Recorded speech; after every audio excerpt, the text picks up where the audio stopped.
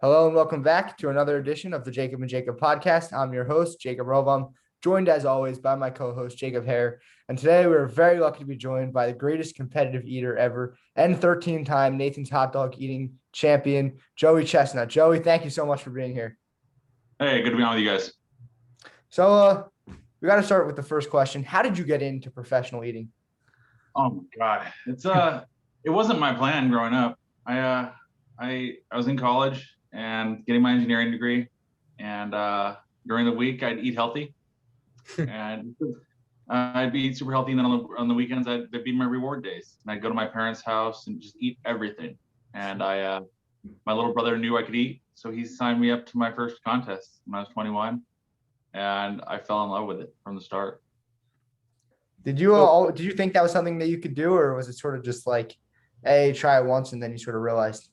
Yeah, I'm like all right. So the reason why I would eat healthy during the week is because I was a big eater, and I was trying to manage my weight, and so the weekend would be my reward day, and I always knew I had a crazy appetite when I let loose, and it's one of those things. If you like if you don't count calories, then you gain weight. So even when I was younger, it's always been kind of something I was aware of, but I was kind of ashamed of it when I was younger. And once I started doing the contests, I was no longer ashamed of like how I could eat, but I was way more motivated to stay healthy during the week. But going into it, I didn't want to do it because I was hesitant because it's so easy to overeat for me. If I lose track of my calories throughout the week, I can gain 20 pounds in 2 weeks so easily. And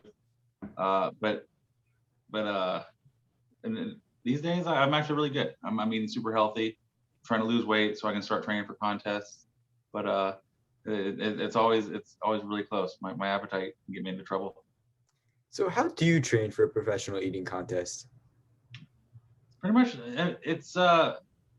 I try to model it after other people, other sports. You don't Marathon runners don't run a marathon every time they run, and they don't run a marathon every day. I don't eat 70 hot dogs every time I'm practicing. I slowly ramp up to it, and I don't do it every day. I give my body lots of recovery time between practices, and then I make sure that I'm prepped. I know that what I'm doing to my body is really, really hard on the body, and I go into every practice, every contest, willing to feel like garbage for 2, sometimes 3 days. And and that's the same way as a boxer. A boxer goes into a fight knowing they're most likely going to feel like garbage. They're gonna get hit.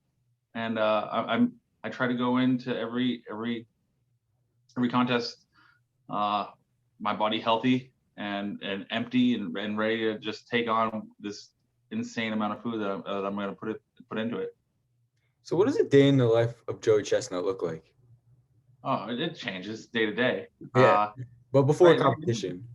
I'm just a normal guy right now. I'm living the dream. A girlfriend and dog, just doing yard work, getting ready for a move. Awesome. When contests come, it changes quite a bit. I'm traveling around the country, around the world. There's sponsors. I've been really, really lucky.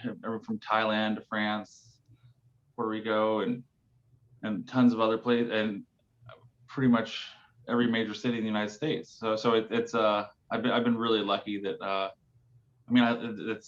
love to eat, and I love to travel, and I love to meet people who love to eat, and I have the best job in the world, or at least the best job for me.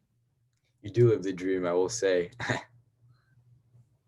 So, not continue. My bad.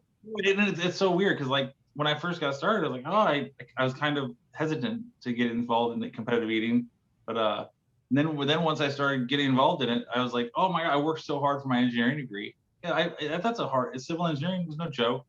And then I was like, oh, I'm gonna give up. I'm not gonna use my degree anymore. It was a kind of a weird feeling, but I love it. I love what I do now, and I still use my engineering degree. I solve problems all the time. I have to work with people and get things done. So, and I've been I'm really lucky that I was able to accomplish goals outside of competitive eating because I think they help me do what I do. Yeah, civil engineering is a tough degree, and only the smartest can get it. So props to you for getting that. There's harder degrees, but yeah, it took me a while to get it, but I'm happy that I got it. So, moving on, throughout your career, you've done several different types of eating competitions. Is there any eating competition that you wouldn't do? Oh my God. I mean, if it's not food, like if it's straight mayonnaise or butter, every once in a while there's some weird contests, but usually the contests the sponsor wants to promote their food, and it's a good food usually, and so it's very rare for me to get invited to a contest that has a food that it isn't edible, isn't very good. I think, yeah, it's pretty rare. I think there was a bull testicle contest that I didn't want to do, and I get why you wouldn't want to do that. well, also, all right, so I love casinos, but casinos when they prepare food for a contest, they're notorious for not doing a good job. So, it's a rib contest held by a casino versus a rib contest held by like a rib festival. The rib festival ribs are going to be a lot better, and so when I heard that the casino was serving bull testicles, I was like, they're going to be garbage. And I think one of the guys who went there said that they were like undercooked and you could see veins in them. It was not good. So you virtually that's definitely a no-go. Yeah, so you've virtually broken every record possible for food. But what is next on the list for Joey Chestnut and world records? Oh my God, I don't know. I don't have any sushi records yet. I would like to do a sushi. I would love to go fishing and like kind of die like from fishing line to mouth, like a video movie or like a little YouTube video, just like going bluefin tuna fishing and eating a 40-pound fish. That'd be pretty awesome. From a fisherman myself, I think that'd be a pretty cool feat. So when you talk about, say, giving advice to a future professional eater, what would you say to them? What would be sort of your point of advice for them? Oh my God, it's you have to love it. I mean, I love to eat, and everybody thinks, oh, I love to eat, but there are people who love to eat more, and then that feeling of full, like when some people get full, they feel miserable. I kind of get a weird little high when I get that the drunkenness, that kind of that feeling when you're really full. Like some people are miserable. I'm kind of happy. So and there are other eaters. So it has to be something you really love, like that feeling of ignoring those feelings of full, and then you have to really pay attention to your body.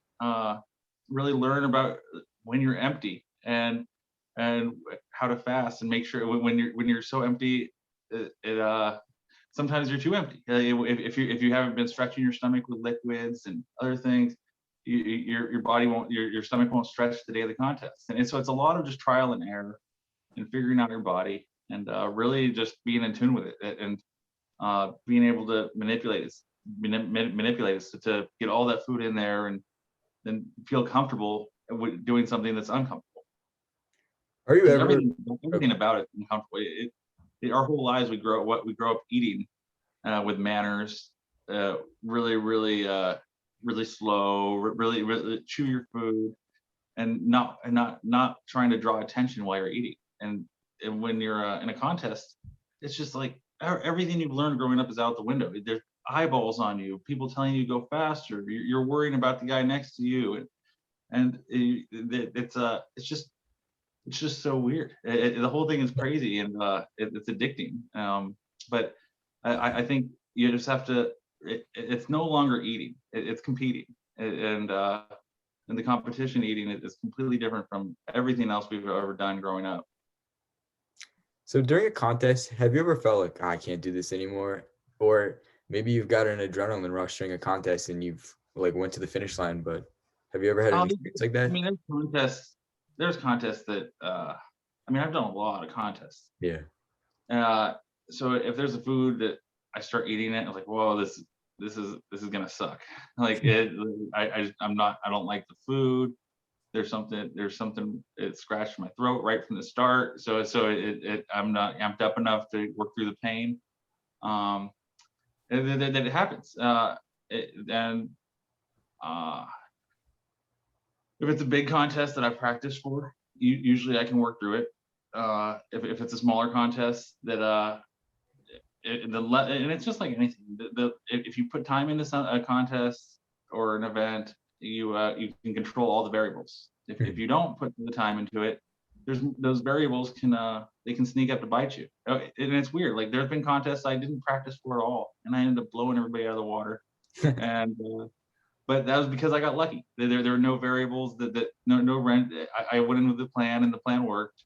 But if I practice for a contest, I can every practice I get better, and I figure out new things with my technique, and I just feel more comfortable in case something goes wrong.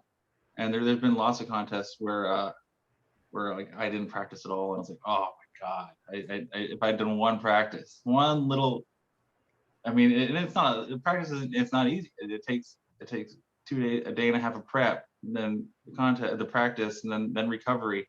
So but I practice always pays off. It's sometimes I get complacent, but the big contests I always win with practice. So, how do you deal with defeat? Do you say to yourself, "Got to just keep going," or what are some things that you do to sort of move past the defeat? Oh, defeat it! You gotta really be. I'm pretty so I used to say I was like self-critical. I was very critical of myself, and but really, and that's kind of a negative. So I have to be self-aware, and aware is kind of, it's more positive. And so I look at I look at the things I did bad, and I look at the things I did good during the contest, and it's everybody loses, and then I try not to do it again. And depending on the food, or depending on there are reasons why I lost, or why somebody beat me, and sometimes I did not deserve to win. I remember thinking 2015 when I lost on 4th of July, I didn't deserve to win that. I didn't put in the time. I was fat. I was so winded during that contest, and so it's and coming back from a loss, it's weird because you have to be able to just say, all right, they beat me, but they're not better than me, and it's a psychological. Even if they beat you 3 times in a row, they're not better than you. So they're just better those days, or I wasn't as good those days. And you just you can't have that quit, or I can't, because it's I go into every contest thinking I can win. Mhm. Hey, you're human. We get it. We all deal with losses sometimes, and then you come back stronger. But we've seen with you that you've come back and just broken records and records after records. So seems like you've come back pretty strong from some losses. But thank you so much for taking the time to join us. And before we let you go, we have one final question for you. If you were stranded on a desert island and you could only pick one food to keep with you, what would it be? Oh, one food. All right, so like, are we talking? Could I just like? I mean, how vague can I be? Could I say Mexican food, or could I say tacos? Anything you want. Anything you want. I love tacos, and there's so many different types of tacos, and there's different types of meat. You can have vegetarian. There's so many great ingredients you can put on a taco, and I think tacos are. Oh my God, tacos and beer. That's my freaking desert island. Well, Joey, thank you so much for taking the time to join us today, and we wish you the best of luck in your competitions in the future. Oh, thank you. You guys take care. You too. Thank you.